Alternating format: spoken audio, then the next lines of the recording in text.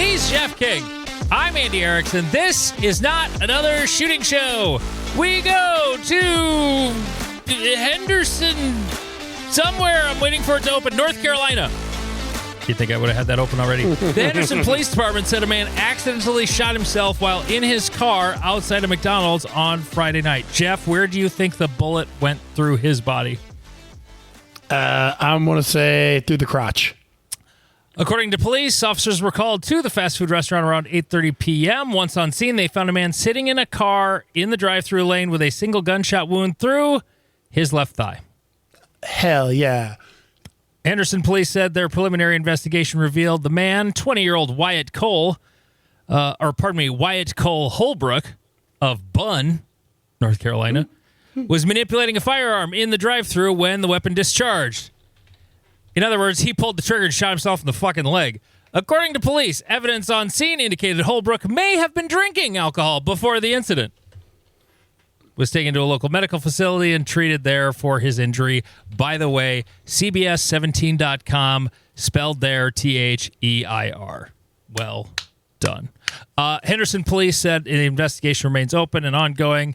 Appropriate criminal charges are pending. So, yeah, that would have got him charges even in my state. Yeah. Was he technically carrying too young? 20? That wouldn't be too young here. That's state by state. Yeah. You have to be 21 to buy, but in a lot of states, it's 18 to possess. Yep. So yeah, I can't remember that one. Mine is one of those. I'm just imagining he was trying to take a picture of it or show it off to someone, and so your classic Reddit picture of gun in car, and he went bam. Now it's a nice through and through in the thigh. When I was in Nashville, we were killing time before we went to the airport, and the Bass Pro was not far from the airport, so we went there. And it was so funny that they had a bunch of the pistol ammo locked up in a glass case. You know, you had to get help to get it out of there. Yep. But then they had more pistol ammo on a shelf right below the locked glass case. So apparently they're not really sold on that whole in the glass case policy. But yeah, but maybe, well, was it the same ammo? No, it was different ammo, but the reason that is I've seen that before. They don't do it at the Shields here anymore. They used to keep pistol ammo locked up in a case because you had to be 21 to buy it. Yeah. And so I don't know why they're like, oh, you got to be 21 to buy it. Well, that check happens at the register, or they're just stealing it anyway, and whatever. There was actually a really funny locked up case at Shields. They had primers were in a locked case. Yeah. And so I was going to go find the guy to open the case for me. And my son, this is like 2 years ago, maybe 3 years ago, back, COVID was still lingering. And he just reaches through the side of the case and grabs the box of primers I wanted because there was no glass on the side of the case. Fucking beautiful. It was great. Eventually, they fixed it. But I was not the one who was going to point it out to him. It was... Sir, we have locked the gates. We haven't finished the walls on the left or right, but we have locked the gate.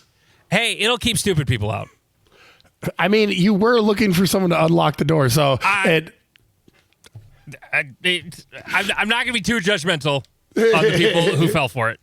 Because you would have to walk to the side. I don't usually shop and look at the side of the thing I'm looking at on the shelf. So, yeah. Anyway, Jeff threw in a thing. I ended up finding this story, but I haven't read it or anything. ICE agents keep accidentally shooting themselves. What happened, Jeff?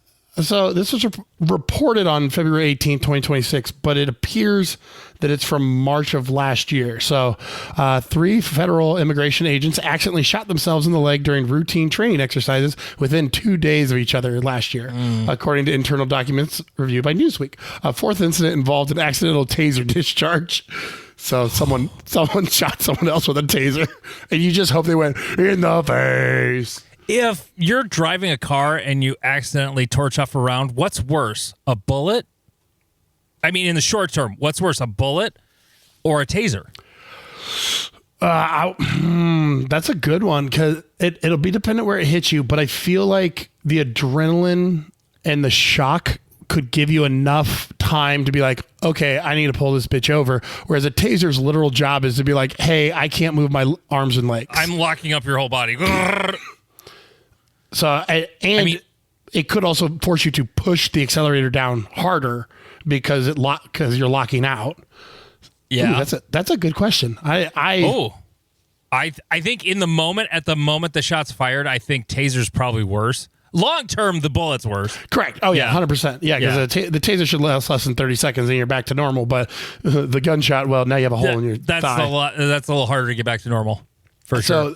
So they said all 3 firearms discharges occurred during quarterly training sessions while agents were holstering their weapons, a routine but potentially high-risk maneuver. No one was killed, and all injured personnel were treated and released according to internal documents. But 2 former senior ICE told that the accidental discharges were not uncommon and often involved experienced agents rather than new hires. Of course it does. Yeah. So I've been around guns all my life. I've been an ICE agent for 13 years. I know what I'm doing. Bang! Ow! Yep. And that's what they like. Every firearms trainer will tell you the same thing. Just what Andy's pointing out is the person who is careful is the guy who's never done it before. He's like, finger on side. Okay, let me get that. It's the arrogant dude who's like, I was in the Army for 4 years and I carried my pistol on duty and I'm fine to go. And you're like, you're going to torch one off in your leg. It's almost guaranteed. But you know who's even safer than the new dude? The new chick. Yes. Women do not come in with an ego. Be more careful. I only had one that actually scared me because, she was just super flighty anyway. But, otherwise, every other brand new woman in a class I've ever had, they're so careful, it's almost annoying. But I'd rather they be that way than anything else. Right. You get a little bit like, okay, let's go. Okay, come on. But yeah, it's bad. When you're not safe, then this shit happens. But yeah, it's luckily, there's only leg wounds. I no report of P320. I don't know if we don't ICE know. If ICE is a P320 user. I mean, we're at a total of, is it 1 or 2 weeks since we reported on the Indiana State Patrol adopting the P320. So how long will it take? Wasn't there? Yeah. There was some other. I don't remember. There was a social media post of, what's his name? And never mind. He was just on some podcast. Anyway, you know what that is, Jeff? A gun racking? That's not a pistol. What is that? What does that bolt locking back sound like to you? And then closing. It sounds like a lever action to me. It's a M1 Grand, motherfucker. Oh, well, there's no ping. Why would I know? There's no ping. It's still, when it locks open, it just sounds cooler than everything else. And then when it closes on an empty chamber, it sounds really cool too. But here's another sound, okay? I know some people really hate the clickety-clack, but you're getting clickety-clack because I'm excited about this one, okay? Here's another sound. Here you go, okay? That was so unimpressive. Let me try it again, see if I can get a better sound. Because it sounded better earlier. Hang on. There we go. That was better. What was that the sound of, Jeff? It sounded like you attached something to it, so I'm hoping it's a bayonet. It is a bayonet! Yeah, let's go. I got a bayonet for my birthday! How big? It's like the 10-inch version. It's a new manufacturer. It's made in China. It's not like an old school one, and I'm fine with that. It was a birthday gift from my kids. I'm sure my son found it, and he's like, oh, there's the bayonet. Yeah, I want a historical one, but I'm happy with this one, too. The lash works just fine. I never knew how they actually attach, like the little mechanism. Yeah, I've never studied the mechanism up close. Are you going to test the Bull Randleman statement? Say the statement. You never go and shoot straight with that thing on there. Oh, yes. Sorry. I actually thought of that before we got on the internet with each other to actually test. You're not going to shoot it straight with that thing on. When one of the new guys is attaching his bayonet in. He's attaching his bayonet in in Holland. Yep. I believe it's in the replacements episode. Yep. Yeah, I've seen it a few times. Yes, I am absolutely going to test it out. I'm going to go with it probably won't affect my accuracy at all. it does wiggle around a lot. Like when it's on there, yeah. Listen. Oh yeah, that's not very tight. It's got a, but I mean, it's secure. Like it's not coming off. Yeah. Does it touch the barrel? Well, the ring of it is around the end of the muzzle. Okay, because when I first saw that and kind of understood thought I understood what he was saying. My first thought was the harmonics, because it's kind of like when you put an AR barrel and you're like, you have it posted on a wall and you're actually like flexing the barrel enough to like make yourself less accurate. Yeah, that's not even harmonics. That's just bending the barrel ever so slightly. Yeah. Causing it. I mean, are you going to shoot as well at 600 yards with it? No. But having shot this a fair bit, with a peep that small, I don't know how anybody was really aiming all that hard in World War II. They weren't. It's one of those, I forget if we've talked about it or not, but it's one of those myths that gets created by internet nerds. They're like, oh, this rifle can hit a fly at 1,000 yards or whatever. And then you go look at the material put out by the military, and they're like, this is a 4 MOA rifle on a good day, with no accounting for shit ammo and the 1,000 times you've taken it apart and put it back together. Like when it came from the factory, it was a 4 MOA gun. Yeah. So and like a lot of that though is like the M1 it's a pretty damn accurate gun. Like this is been totally reworked over. Like I believe it had a replacement barrel from CMP.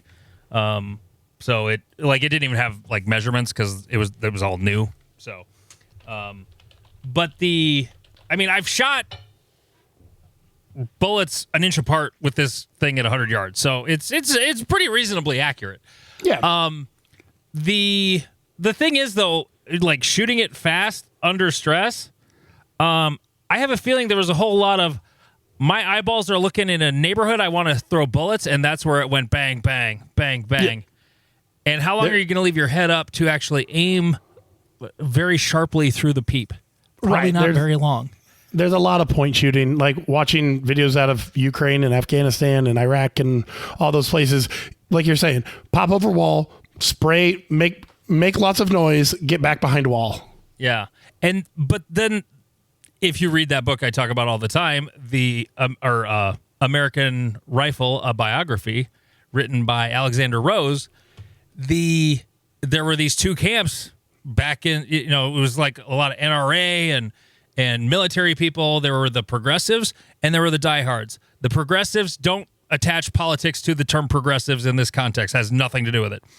The progressives were the 3 shooting positions, Creedmoor range shooting, we seated and standing and prone and sling to stabilize and all that shit. Like fine rifle accuracy is what's going to win wars.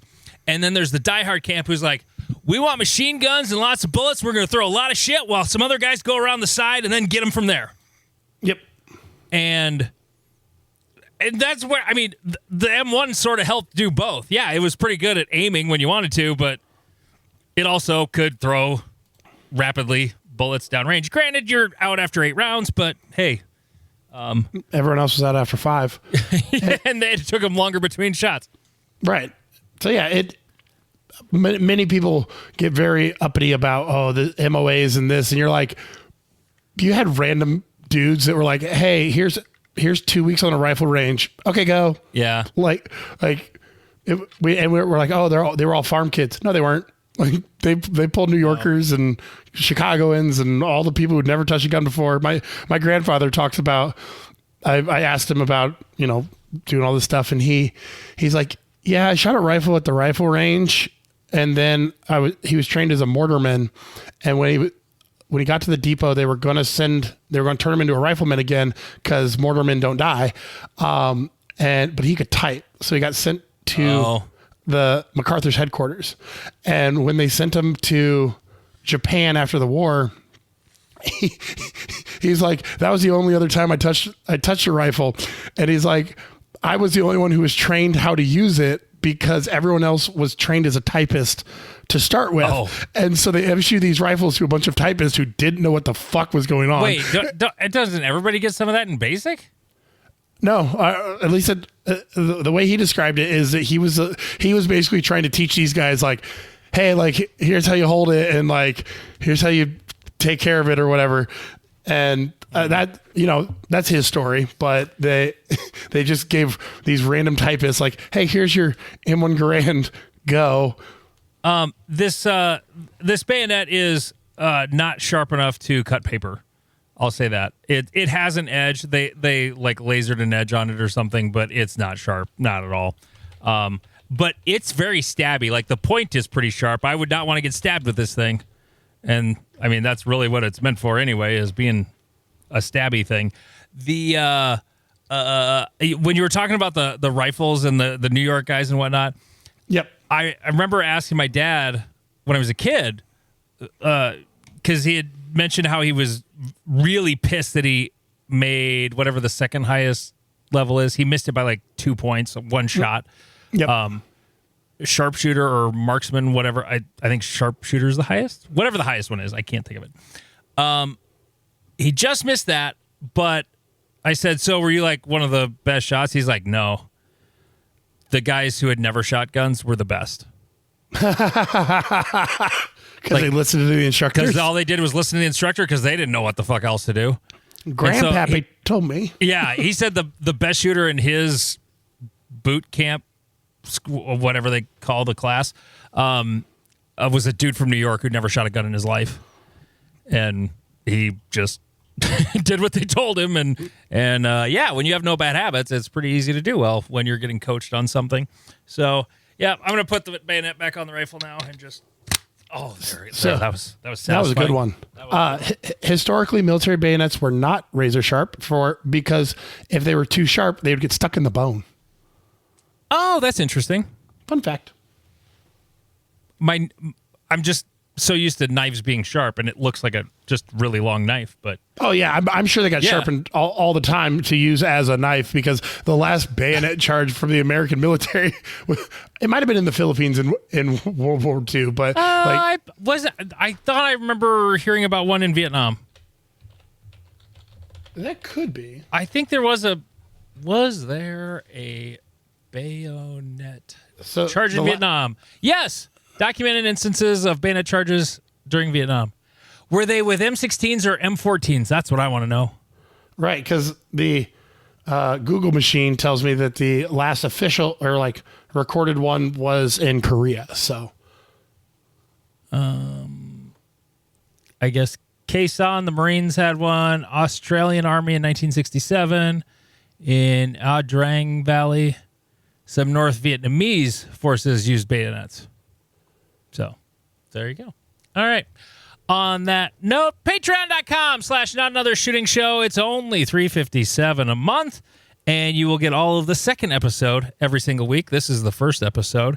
Patreon.com/notanothershootingshow. Subscribe on the website, not in the Apple app, or you'll screw yourself with extra fees. And I subscribed to a thing the other day on Apple, and I fucked myself because it charged me a whole bunch extra because they want their 40%. r/NASS. There is our Reddit sub, a bunch of new stuff on there. There's also a Blue Bullets group buy if you want to get in on that. That is pinned right now, r/NASS on Reddit. MW Activewear, the finest jerseys you can get for your match. Adam Grimm class at my range, April 24th and 25th, and then a match on the 26th at not my club, but a different club nearby. If you're interested in taking the Adam Grimm class, he was the Limited Optics National Champion with a DASA Shadow 2. Get a hold of me if you're interested in taking that class. Northwoods, May 2nd and 3rd, 2026. Well, duh. It's this year. PCSL Belt Championship is May 17th. Great Plains, June 6th and 7th. Cornhusker is June 27th and 28th. Rushmore State Championship is July 11th and 12th. And I was messaged about the Minnesota section, and I forgot to add it and the dates. It's like the 26th, 7th, 8th of August, I believe. Ooh. Somewhere in the neighborhood. That's the traditional weekend for Minnesota section, though. Like, it's always been that weekend. And sometimes it floods. And I'm sure the mosquitoes are not terrible at all. Well, it depends. You know, they could be absolutely awful. It starts on the 27th through the 30th. Registration is open for that as well. Okay. Did I get through all the things? Did I hit them all? I did. I think so. So the Olympics just ended, and there is one Winter Olympic shooting sport, right? The famous biathlon. Right, which America apparently is not very good at. No, we suck fact. at skiing and shooting.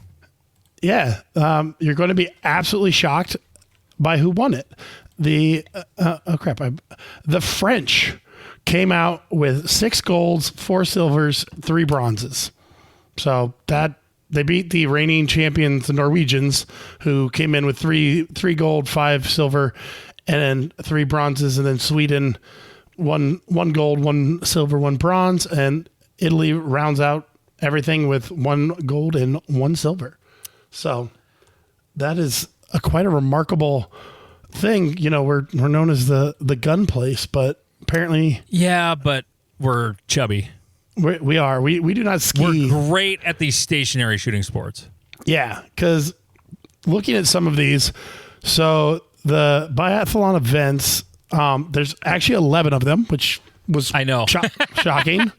I was trying to do the math because I was looking at the medal count. I'm like, hey, how are there 9 bronze medals among all the things? Well, there's a whole bunch of different distances. There's male, there's female, there's mixed, there's 2 different types of it. Like, you were kind of explaining some of it to me before we started recording, Jeff. Kind of go through what the different biathlon things are. Right. So we have the men's individual 20 kilometer. So that one you do 5 laps and you shoot 4 times. And so 2 of the times you shoot are prone and 2 of the times you shoot, you are standing. How many times total do they shoot? 4 times. 4 times in 12 miles, they're fucking shooting. Really? Yes. So this is not really a shooting sport. This is a skiing sport. This is a cross-country ski sport with a little bit of shooting. Right, but the shooting is remarkably difficult. So the targets are at 50 meters, 55 yards. Mm-hmm. The prone position targets are 1.8 inches. And then the standing targets are 4.5 inches at 50 meters. The event is shot with an Anschutz, I believe it's how it's pronounced. 1827 Fortner. If you would like your own 1827 Fortner, they are $6,000 from the factory. They're not the only maker of them, but that seems to be the most popular one. Yeah, Savage makes some too. Really? Yeah, because according to cheaper ones. Yeah, according to Wikipedia, it's estimated to be used by 97% of biathlon athletes. Yeah, like that's the one to get. Yep. So, but you know what? Open pistol, not too far off. Right? And so it's a straight pull. So you'll see them, they'll shoot, and then they'll take their trigger finger and just like pop the little thing back. It's 5 shots. So, and then you have 3 makeup rounds on the side of it. So that way they can be very sure that the gun is completely safe. And then the other magazines are in the stock. So you can just reload straight from the magazine or from the stock. Like on the forend of the stock. Yep. Yeah. And so that's weird. They get their 5 shots, and if they miss or they leave one standing, they have a penalty lap. I'm trying to figure out, because all of them have a different penalty lap. So for each target miss, a fixed penalty time, usually 1 minute is added, or they'll have them do a 750 meter penalty lap. Gross. 150 meters. 150 meter penalty lap. So then they do sprints, which are kind of they're shorter skiing, and there's only 2 bouts of shooting. So one prone, 1 standing. Then there is pursuit. And so pursuit is wherever you finished, you get to go first. And then second place, however far behind they were from you in time, they start at that time, and then it's their goal to make up for it. Yeah, they have the 150 meter penalty loop. Ugh.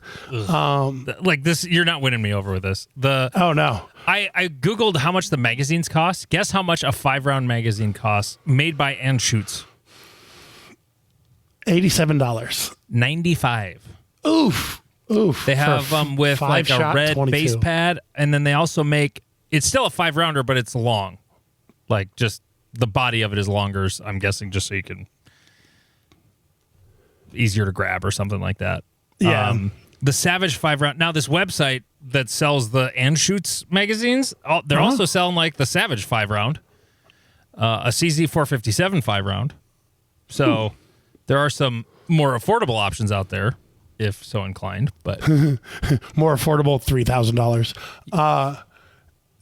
There's another one. They do a relay race, so that's where the mix comes in. So that you have 4 biathletes, each one skis 7.5 kilometers and does 2 shooting rounds, 1 prone, 1 standing, and then they have to, slap the hand of the next guy, then he goes, and then they do a mixed version. So the women's do a 6 kilometer, and so the 2 men will do the 7.5, then the 2 women will do 6 kilometers. So those were the biathlon events.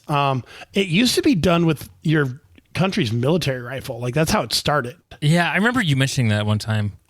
That would be much cooler if it was like your rifle and caliber.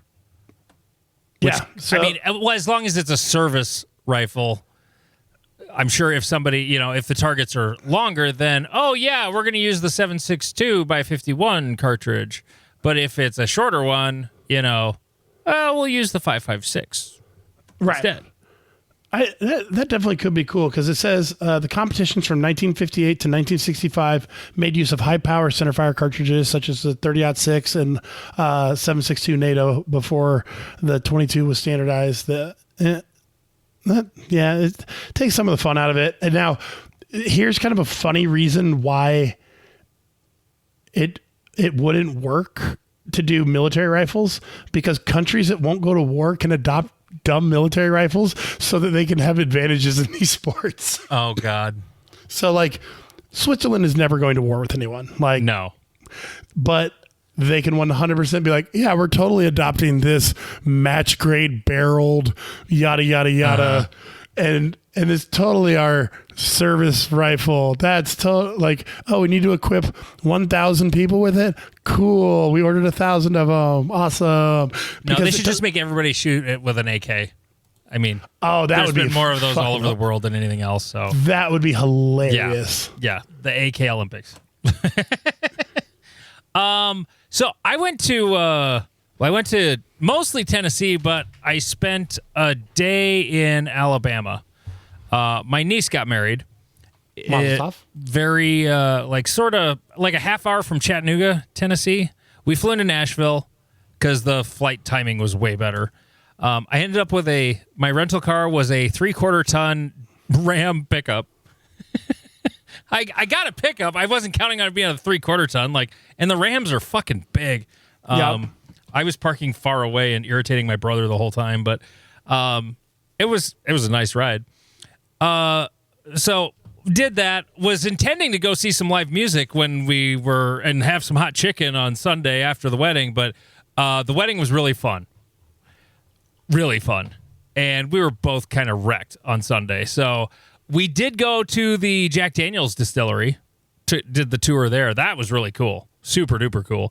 I might save details of that for the Patreon episode because it was like things they do, or I thought it was really neat. But the thing I wanted to talk about, the gun-related thing about going to Nashville, there's 2 things, really. The first one was we were staying in 3 different hotels because we got there late Friday, didn't want to drive 2 hours to be closer to the wedding to do nothing for 8 hours anyway. So we just stayed right outside of Nashville the first night. Then we drove down, went to the wedding, and then checked into our hotel that evening. And then we went, and then the next morning, after we got up, drove back to Nashville, checked into a hotel right by the airport so we'd be close when we left the next day. So on the way to the third hotel in Nashville, I'm just, going down the freeway and I'm kind of looking around. Out of the corner of my eye, I see a logo that's familiar. And I look over and it's a red and it says GS. And I'm like, oh yeah, Glock store's in Nashville. I forgot. They have a location in Nashville too. There's the one in California and there's one in Nashville. So Monday we went to the Glock store and it's pretty cool. Like all the shit you can buy for Glocks, they have most of it on the shelves there. They've got a very cool indoor range there that has USPSA matches once a month. And some other activities like a 270 indoor range. They have bullet traps, for the targets, but then, it's like acoustical foam that can accept bullets on the side. It's not meant to catch all the bullets, but if you totally miss, it'll catch the bullet. Yeah. Super, super cool. But here's the thing I wanted to talk about and why and a big thank you, Glock Store Nashville.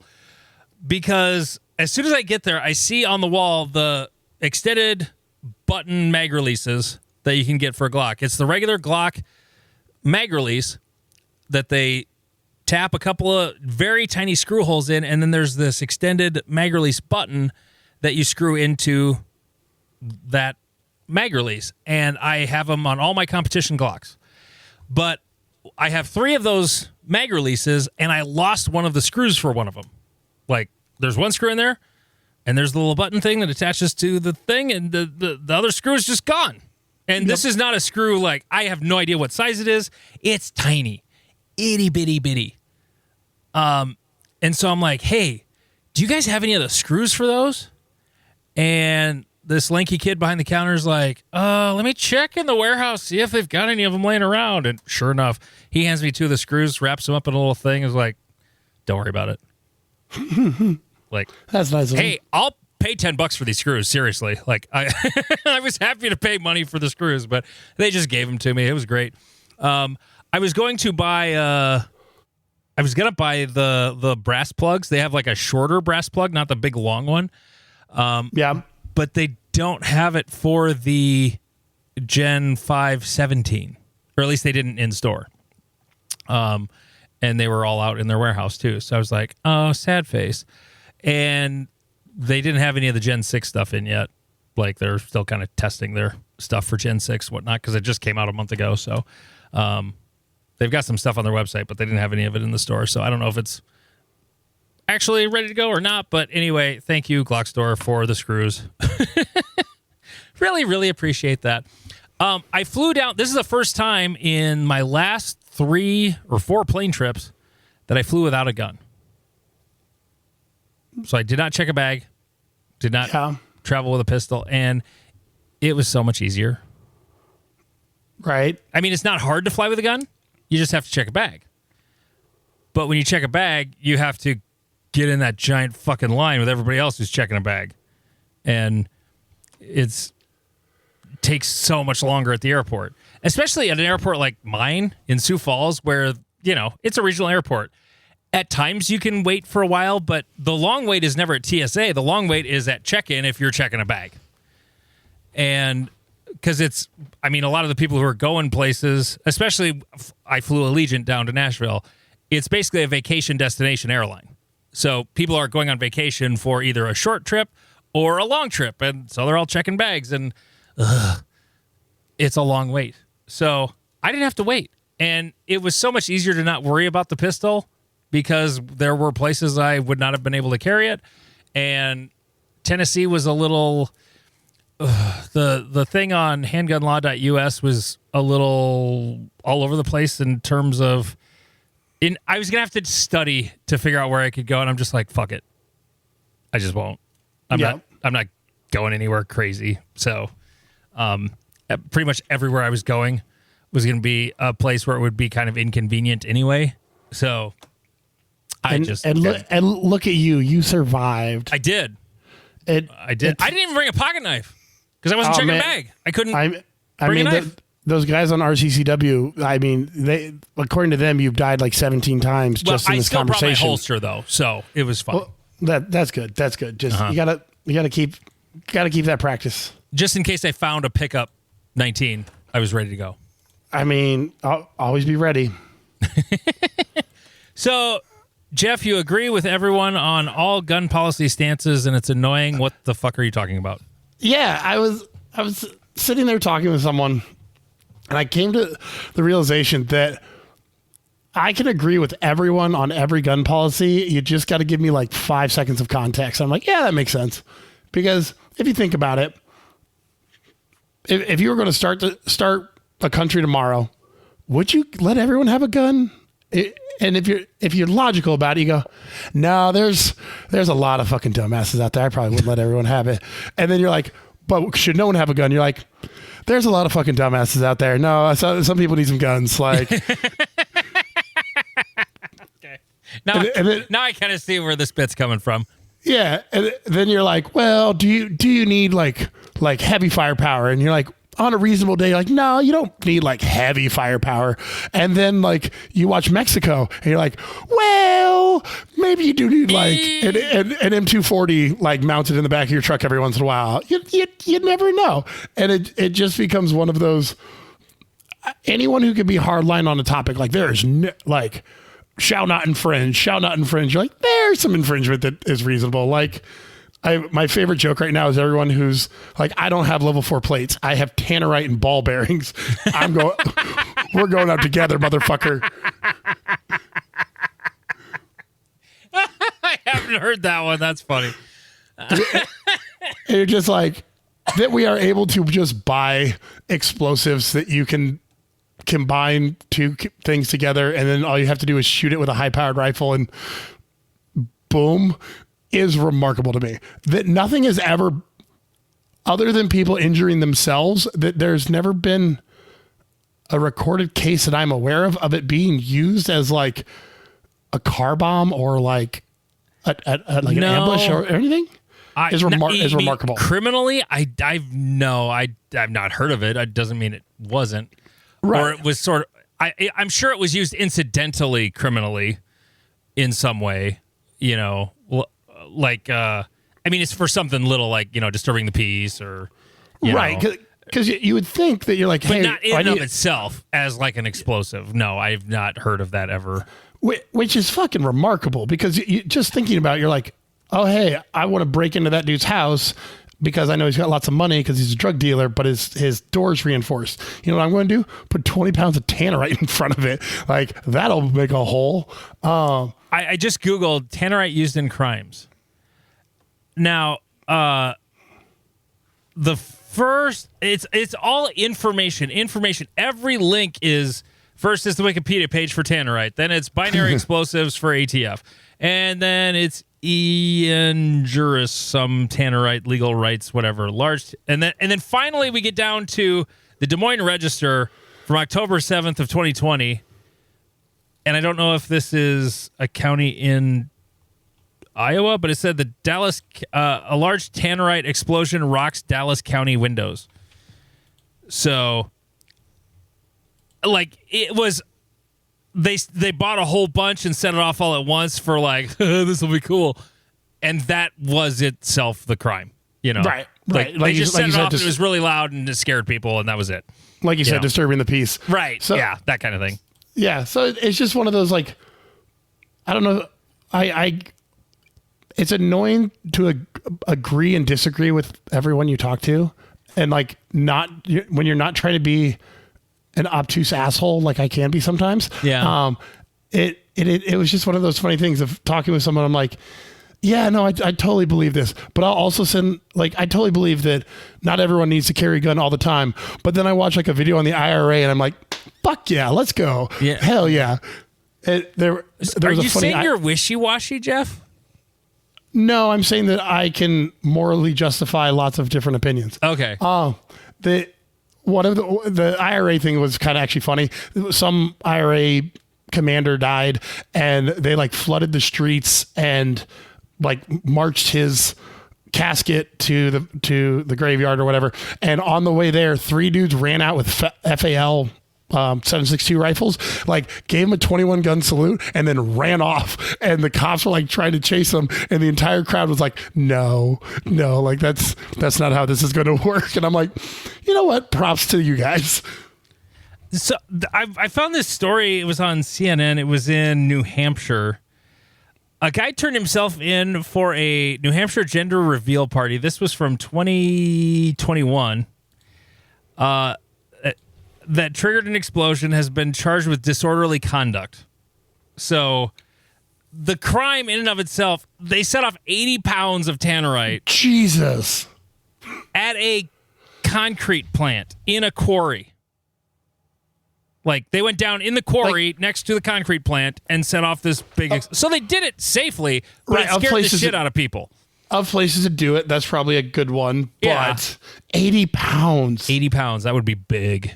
Right? Because if you Google tannerite or like pull up YouTube videos, you will find some of the dumbest people on the planet. There's a famous one where they put it in a... It's like a washing machine? It was either a washing machine or a refrigerator.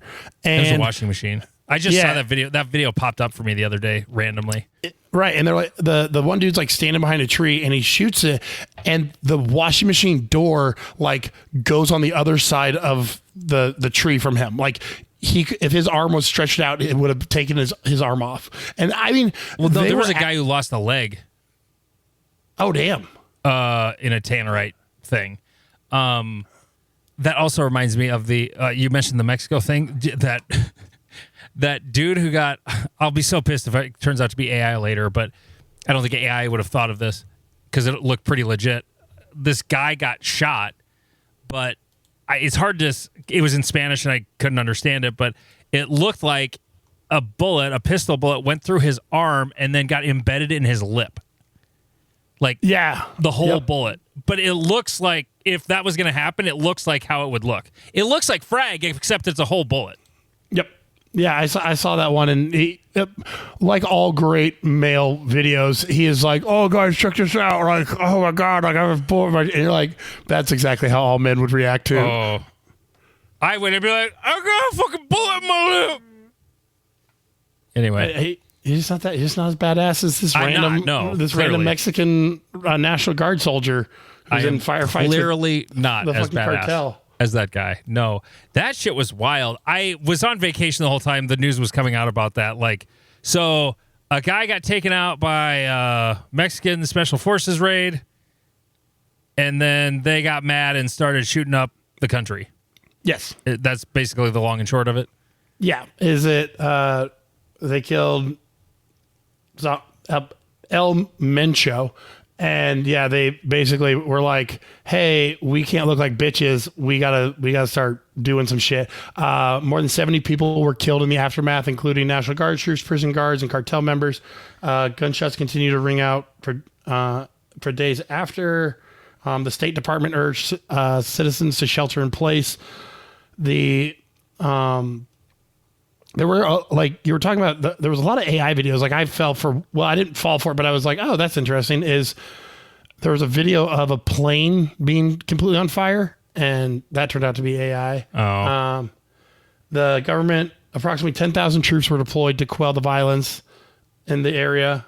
They say that normality and peace have been restored, but the Reddit population's like, no one's on the street except for the taco vendors are going house to house selling tacos. It's a bad time to have gone on vacation to Mexico. But it'll be a really good time in about a week to go on vacation in Mexico. To buy your tickets to go on vacation. Hell yes. Yeah. Yeah, it's going to be cheap as shit. Like that one dude, some dude went viral. He'll only go on vacation to places that had terrorist attacks because everything gets really fucking cheap. Yeah, that's like after COVID. Like, going to Masters was so cheap during COVID because the hotels were like $50. Like, for a nice hotel was $50, instead of like 130 or 180 or whatever. It would be like 50 or 60. It was fantastic. Yep. But anyway. Or they'd be full of fucking girls softball tournament. Yeah. Make me fucking stay an hour away from the goddamn match. Yeah. That happened to Jeff in Sioux Falls. He only stayed halfway to the match in Sioux City. And I was the only one in the hotel that was not associated with softball. Oh, it was so funny. Like when I checked in, they're like, "Oh, yeah, you're not part of the softball people, are you?" I go, "No." He goes, "You're the only one." It's like, cool. So there was a survey somebody posted on our Reddit a couple days ago. I just saw it before we started recording. I missed it over the weekend. By the way, we're recording day before this one comes out on the 24th, Tuesday, whatever. Here's what it was a brass prep survey. This is so nerdy, but like all of a sudden, they're talking about gear stuff instead of bayonets. Okay. For those of you that reload, how do you clean your brass? Wet or dry? Steel pins or no? Any advantage to decapping prior to cleaning? This guy does, but wondering if it's a waste of time. Bonus question, is 38 Super the second most annoying brass to cull for 9mm reloaders, with 380 being the most annoying? Nope. Nope. 9mm Makarov. 9mm Makarov is the worst because it's so close to 9mm Luger. Yep. So close. But it will fuck up your press, and it doesn't work. And there's nothing that's going to sort that out of, like, I've got the 380 sifting pan, because it is the case is slightly more narrow. It's like a little aluminum thing that goes in the 45 sifter. But yeah, no, in terms of most annoying, 9mm Makarov is number 1. 380 is number 2 for me. And then 38 Super is the most. Yes. Or 38 Super is the 4th most, just because of numbers. You don't see it as much. And then I would put 38 Super after a 30 Super carry, because they're long. They're pretty easy to spot. I end up with whenever you have one go through your press, it goes, wah! It's like the giant, mushroom or whatever. Wet or dry? I'm sloppy wet. Wet tumble that shit. Fuck yeah. I think the brass itself, if you don't overfill it, the brass will do more to clean the brass than the soap will. People get really wrapped up around what soap they put in it. People who are really, really, really autistic will, and like our most famous autist, Hato Dagu, he has his own special Dawn dish soap and sodium citrate. I don't know where to find the sodium citrate at Walmart, so I either buy the Hornady cleaner, which I think I'm done buying because they want $25 for that shit now, or I just get the Armor All car wash and wax. Works fucking great. You get like a gallon of it for $12.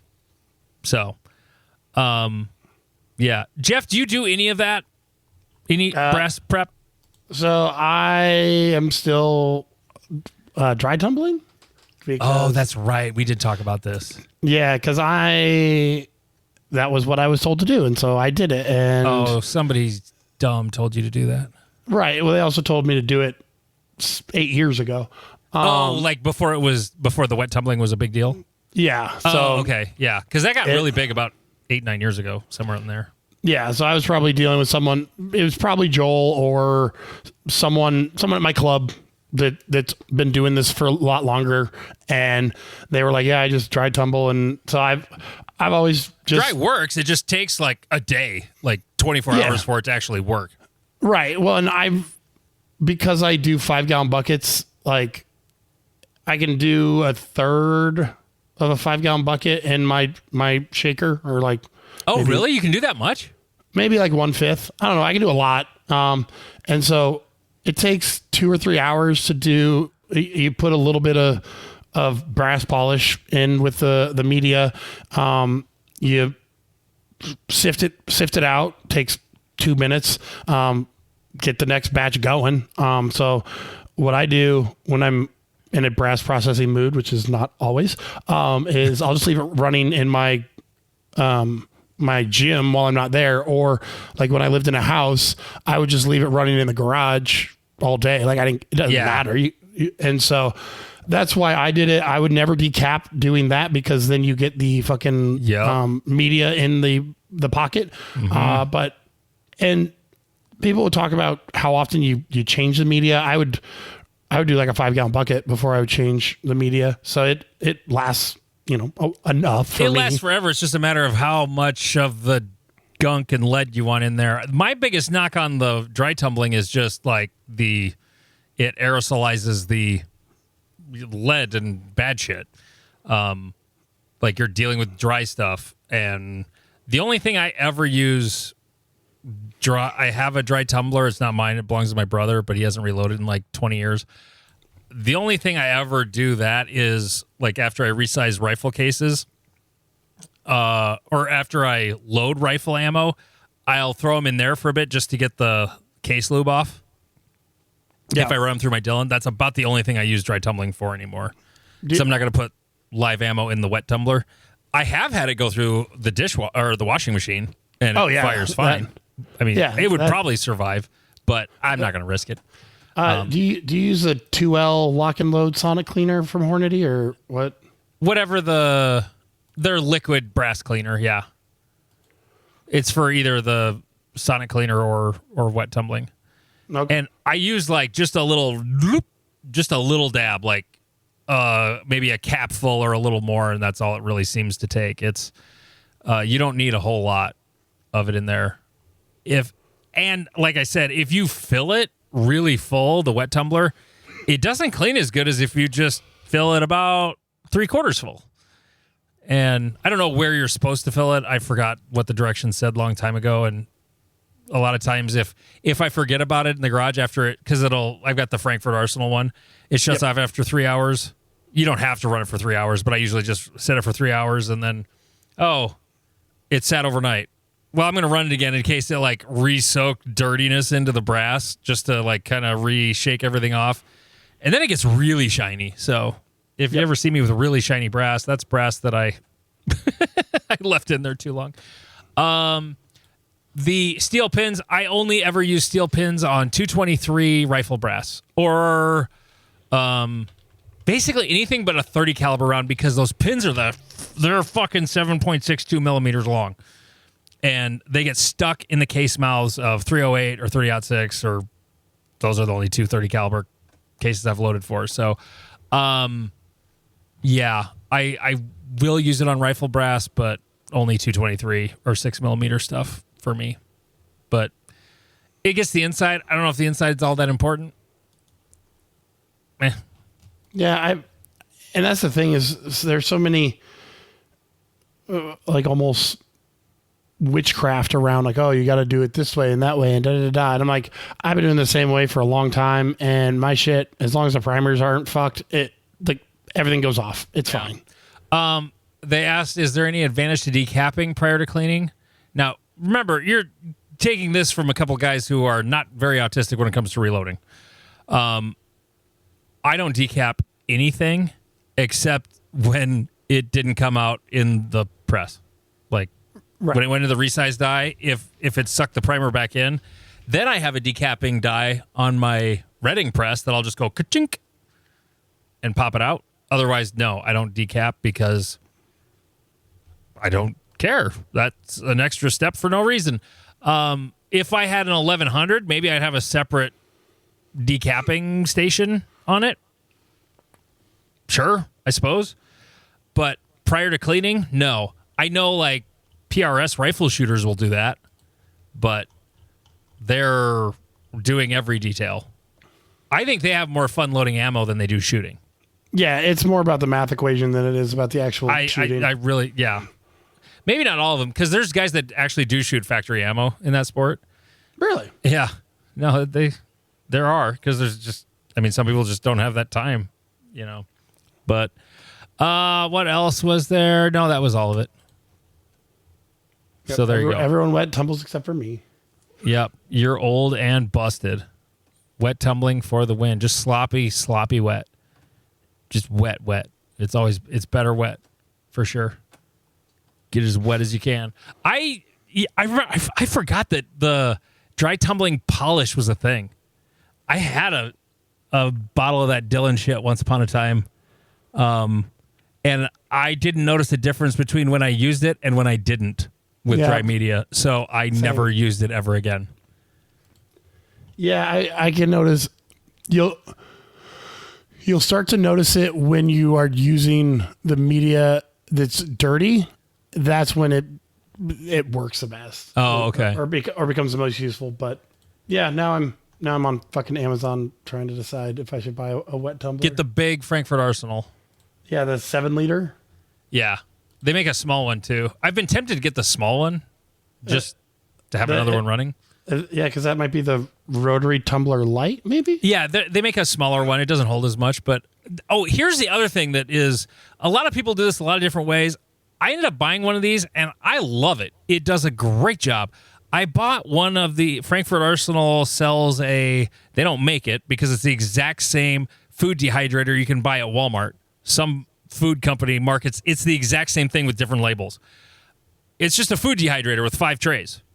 But I dump all my brass in there, and then I have an outlet with a timer on it. It's meant for like Christmas lights and shit. Yep. And I'll just set it to run in there for like 3 hours. If it's in the winter, I'll let it run a little longer because it doesn't evaporate quite as well.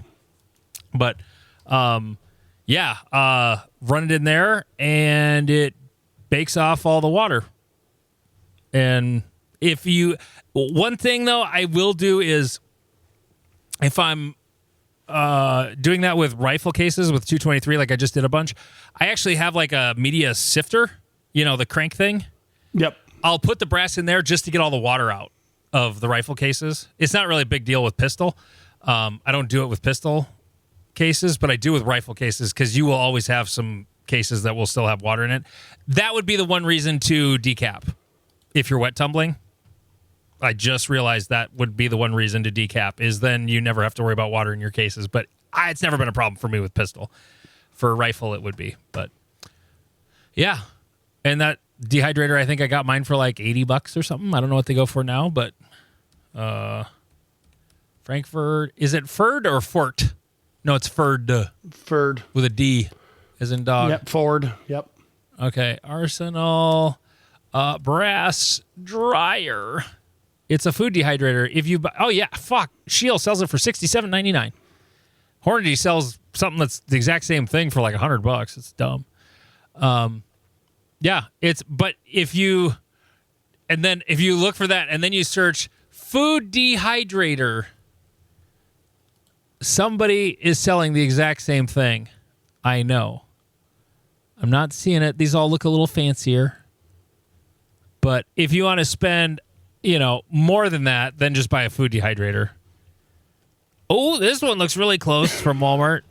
Almost the same thing. Oh, I found it. Nesco Snack Master. It's the fucking Frankfurt Arsenal dehydrator. It's the same fucking thing. Home Depot sells it. And they charge like $30 more for it. All right. Well, which one are you going to buy, Jeff? I'm going to get the Frankfurt, and then the 7-liter tumbler, and I don't know that I actually need a dryer because I don't reload that soon after. So, but if you leave it wet, then it tarnishes. Oh. Yeah, you don't want to leave stuff that's copper in water. You want to dry that shit. A lot of people just do it in their oven, but when I did it in the oven, it got covered with water spots, and I didn't like it. It's probably fine. It's probably not an issue, but yeah. So throw the 2,000-piece dryer on it. Got it. Yeah, I mean it's another $70. Yeah, $68 on Amazon. Yep. So. Yep. There you go. I think they're great. Anyway, I think we did enough damage here, Jeff. Don't you? Yeah. Okay. Yeah. Jeff's got to go clear his sinuses some more. If you heard him. Yeah, there you go. Good. Oh man, that was a good one. He is Jeff King. I'm Andy Erickson. This is Not Another Shooting Show.